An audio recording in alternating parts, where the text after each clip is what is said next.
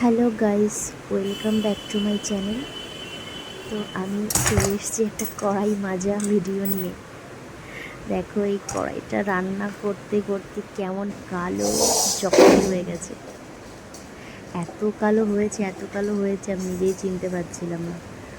তো আজকে রান্না করতে গিয়ে নিজেরই এত খারাপ লাগছে, ভাবলাম আগে কড়াইটাকে মাজতে হবে, সাদা বানাতে হবে। আসলে আমার ভাই ছোট না, ও প্রায় রান্না করে খায়, আর রান্না করতে গেলে না এত পোড়াই কড়াইতে, ছোটো মানুষ যেহেতু বুঝতে পারে না।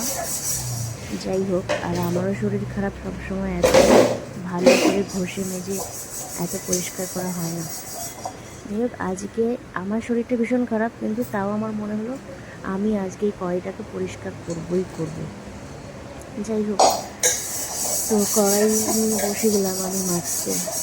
এই কড়াইটা মাজতে আমার অনেক সময় লেগেছে, কিন্তু ভিডিওটা হয়তো 5 মিনিট মতো হবে। 5 মিনিটে তো সম্ভব হয় না। এটা আমি তেঁতুল নিয়েছি, তেঁতুল আর ভিমবার দিয়ে ঘষে মেজে আমি কড়াইটাকে পরিষ্কার করলাম। তো আমার মনে হয় এই ভিডিওটা দেখার পর আমাকে আর কারো অপছন্দ হবে না, আর আমার বিয়েটা আশা করি তাড়াতাড়ি হয়ে যাবে।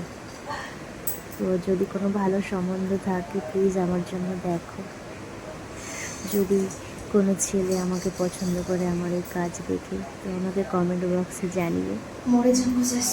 আর এত ভালো কাজ করার পরে যে শাশুড়ি মা দেখে পছন্দ করবে না, সেটা হতেই পারে না। এত দিয়ে কালো কড়াই আমি 1 ঘন্টায় ঘষে সাদা করে ফেলেছি। এটা কি কম কথা বলো তোমরা? তো তোমরা কীভাবে বাড়িতে কড়াই মাজো, আর কী করে তাড়াতাড়ি পরিষ্কার হয়, অন্য কোনো কিছু আছে কি না, অন্য কোনো প্রোডাক্ট, প্লিজ কমেন্ট বক্সে জানাও, তাহলে একটু সুবিধা হবে। সত্যি এত কষ্ট করে না। অবশ্য কী বলো তো, প্রতিদিনের কড়াইটা প্রতিদিন মাজলে কিন্তু এই প্রবলেমটা হয় না। কিন্তু হয় কি, আমি ব্যাচেলর তো, খুব আলসেমি লাগে, লেজি লাগে, ভালো লাগে না করতে। যাই হোক, তো চাইলে হয়তো আরও পরিষ্কার করা যেত, কিন্তু আমার না আর ধৈর্য তোলা ছিল না। তাও মাঝখানে মাঝখানে একটু হয়ে গেছে, ওইটুকু থাকলেও আমার ভালো লাগে না। আমার মনে হয় একদম পুরো পরিষ্কার হবে, ঠিক আমার মতো। আমার মনটা যেরকম পরিষ্কার, ঠিক আমার কড়াইটা ওরকমই পরিষ্কার আমি দেখতে চাই। কিন্তু আমার খুব কষ্ট হচ্ছিলো, যার জন্য আমি আর অত সময় নিয়ে কড়াইটাকে মাজতে পারলাম না। আসলে চেষ্টা করলে সবই হয়, সব কিছুই পারে মানুষ চেষ্টা করলে। তো ধৈর্য আর চেষ্টা মানুষকে অনেক দূর নিয়ে যেতে পারে, ঠিক আমার এই কালো কড়াইয়ের মতো।